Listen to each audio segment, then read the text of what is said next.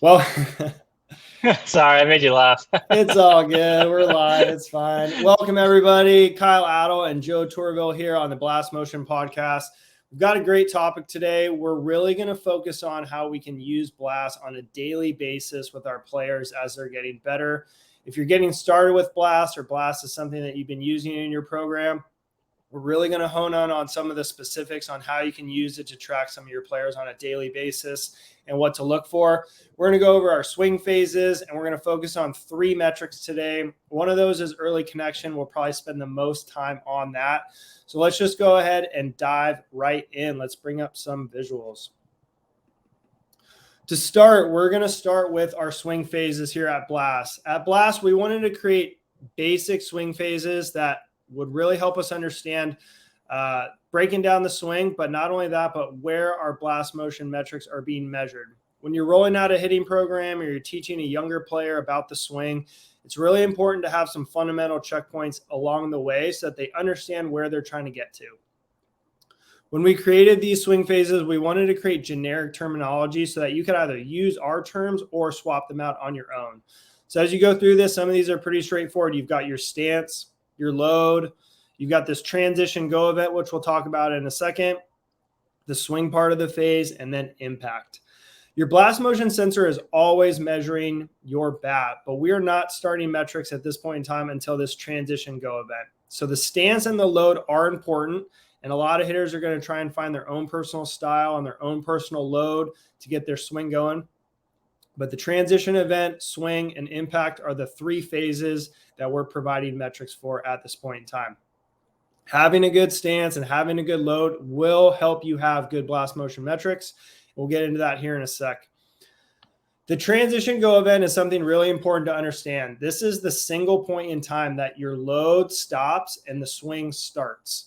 This is that power position, that hitting position. A lot of coaches use a different terminology.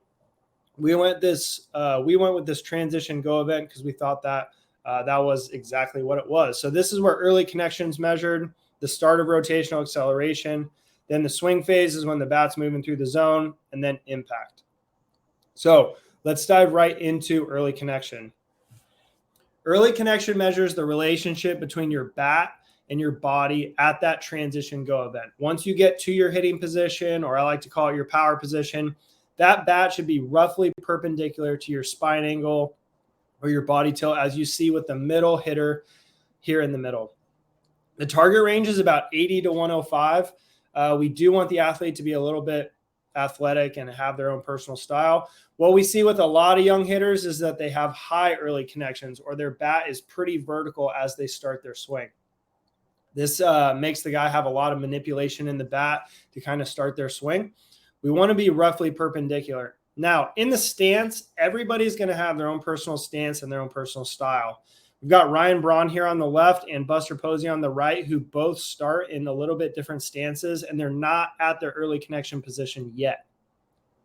But their load move is going to help them get there. So a lot of times when we're working with young players, that stance and that load should put them into a good early connection position. Joe, anything else to add here while we find another slide? Nope, this is all great stuff. This is all great stuff. Awesome. So one of the things with early connection is we want to do a couple of things. One, we want to look at our average. We want to make sure that consistently we're getting to a good early connection position. But it's important to understand the variance in this as well, because a lot of hitters, especially as they're trying to tune in their swing, are going to get to different positions to start the swing every time. And what we're trying to do is we want to narrow that gap so that we're getting to a good, consistent early connection position. Some people will be right at 90. Some people a little bit higher on the range at 105. But that's going to be where we consistently want to get. When you're working with hitters, a lot of times, day to day, swing to swing, even round to round, they could be in different positions. So Blast is a great way to get instant feedback live of what that early connection position is. If a hitter's starting in a different position every time, it's going to be hard to replicate that swing and make adjustments to the zone because you're manipulating the bat so much from the start. We don't really have a good position to go for. This is an example of a AA guy that we've worked with one of our organizations. And this was just tracking his early connection over the course of a season. You can see the first third of the season, he's in range. He was actually doing really well throughout the year. And then as the season progressed, he went and kind of got out of that range. What we typically see with hitters is that they're always trying to find their load. They're trying to gather and get more and more power. Sometimes that can cause them to have a little bit more barrel tip. They get a little bit more loady with their hands, and they're not getting in a good position. There's a couple players that I work with where when I do show up, I don't know what the early connection is going to be that day. Sometimes it's right in range. Sometimes they end up really, really high. I have one kid who left me 105, 100 degrees, perfectly in range, shows up the next week, and he's all of a sudden at 130.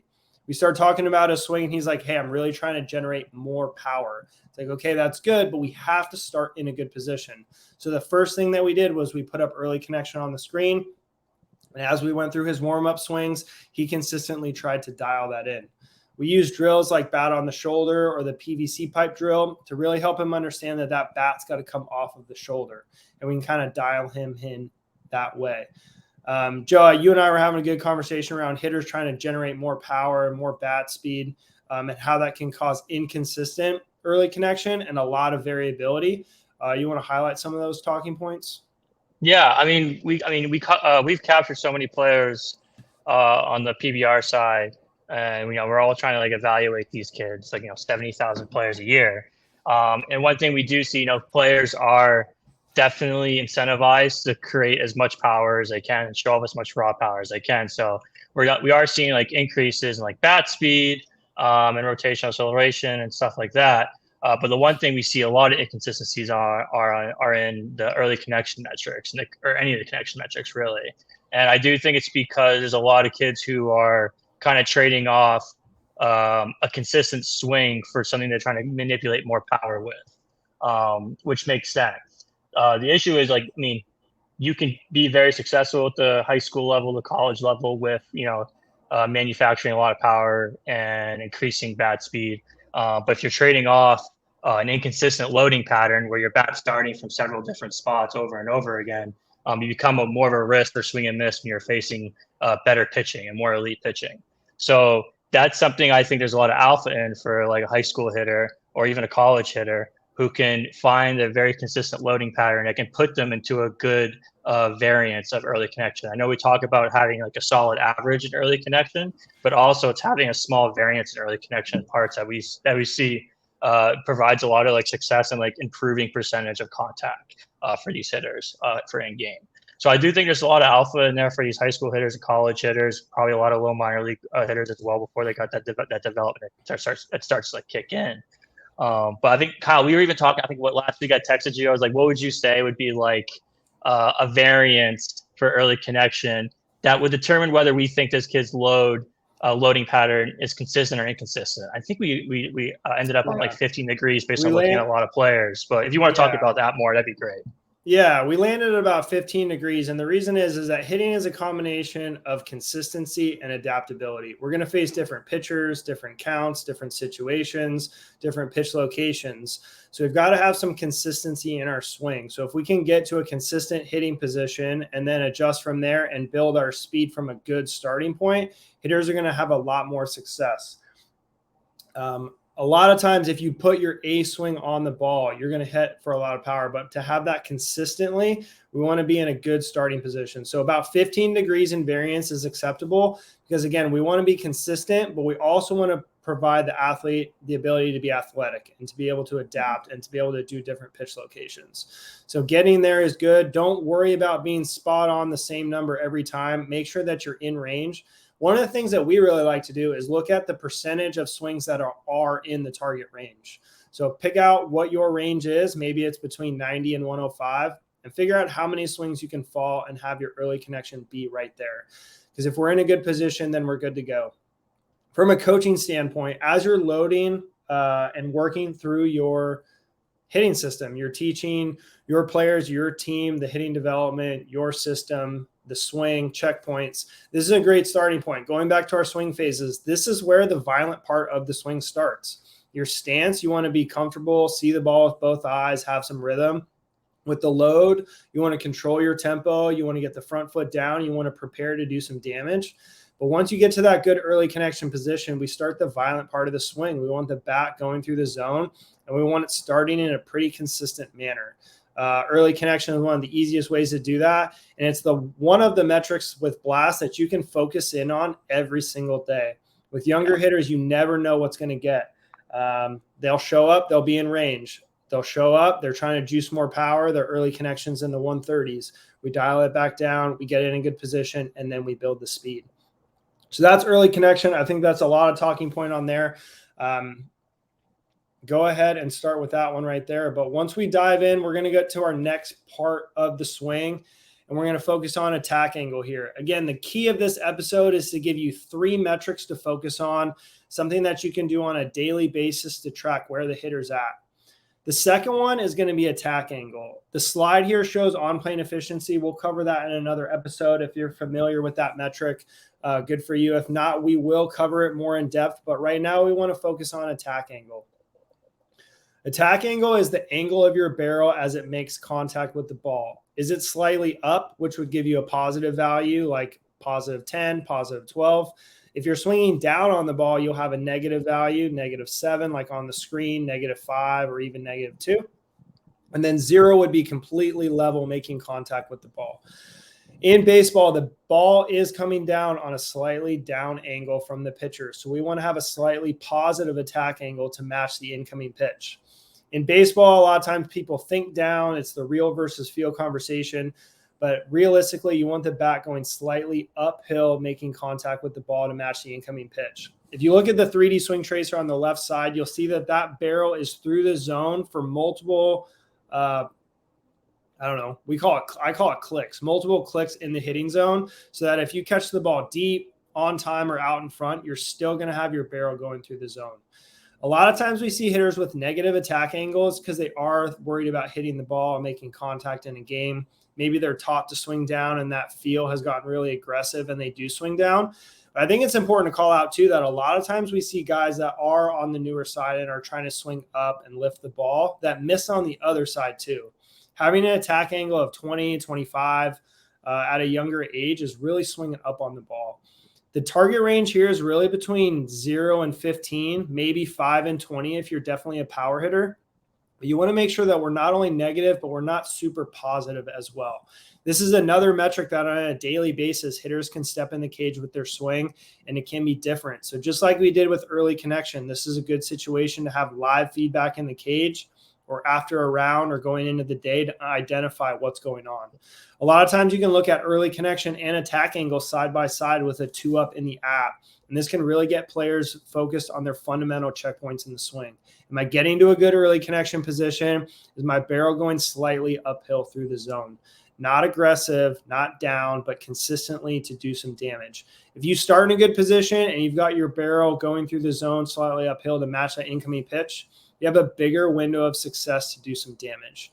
So attack angle is important. It's something that could change over time. Just like early connection, there is an acceptable variance. You want to make sure that you fall in that range as much as possible. If you catch the ball out in front, your attack angle will naturally be more positive because you're on the upward part of the arc, as opposed to if you catch it deeper in the zone, you're going to be a little bit more flat. That's why we want to stay in the hitting zone as long as possible while having a positive attack angle. There's really not a whole lot more to talk to on this. We just want to make sure that our barrel's in the hitting zone as long as possible, having an acceptable variance or how much that changes, and then being inconsistent with it on a daily basis. Early connection and attack angle are things that you can use to keep hitters calibrated so that they're starting in a good position and their barrel's consistently going through the zone. And if you do those two things, then it becomes really nice because from then on, we're really just going to focus on our bat speed. And bat speed is important at level of play. You have to hit the ball hard enough to compete. Bat speed for your level of play is important. It's what a lot of people train. If you want to increase bat speed, one of the best ways to do that is to start in a good position and have your barrel have a good attack angle. If you do those things, you can really start to build efficient speed. And that's really going to give you the most optimized swing to go in and compete and consistently hit the ball hard and get the results that you're looking for. I know Joe had started this conversation with a lot of hitters try and manufacture bat speed. It's important. Hitting the ball hard is important. One of the easiest ways to do that is really focus in on early connection and attack angle. If you do those things, bat speed will slowly increase and you'll be in a good position to do so. So those are our metrics for today. Early connection, consistently in the load, getting to a good position, attack angle, having your bat match that incoming pitch and being positive through the zone, and then bat speed, really training to that, making sure that you're at your level of play and increasing that as time goes on. These are metrics that you can focus on Blast on a daily basis to help hitters stay calibrated, make sure that they're ready to go. And you've got some great reporting and live feedback using the app right there in the cage or capturing in game. Again, don't forget about offline mode. If you've ever captured that, it's a great way to get data in game. A lot of times players' swings will change in different environments. So you can take that sensor directly from the cage, put it on your bat, capture those swings in game, and then really see what's changed. You'd be surprised on how many hitters change their swing in the game because they are competing. They're trying to make sure they make contact. They're facing a real pitcher. So those things can change, and understanding that. Joe, anything else to add? If not, I think that summarizes our episode today. Good takeaways for people to really dive in, get going, get some instant feedback, and utilize Blast on a daily basis to help make training more efficient, targeted in the right direction, and make hitters the best that they can. Yeah. No, I'd also add metrics like early connection and attack angle are very simple metrics to improve or adjust, but they yield like very significant results for hitters. And early connection does translate into the on plane as well, because you got to start your swing well early to make sure you have a good through and finish. So they're very small things and very controllable things to adjust, but still yield like very significantly positive results. So yeah, it's really Awesome. really cool, and really important things to focus on. Awesome. Well, let's end this episode with the way we started it, utilizing our swing phases. If you notice, we went in order here. We started with our transition go event with early connection. During the swing, mostly the impact phase, we want to make sure that our attack angle and our bat speed is there. So when you're working with your players, it's really nice to teach in the progression of the swing phase, because it's giving those hitters checkpoints throughout their swing to understand.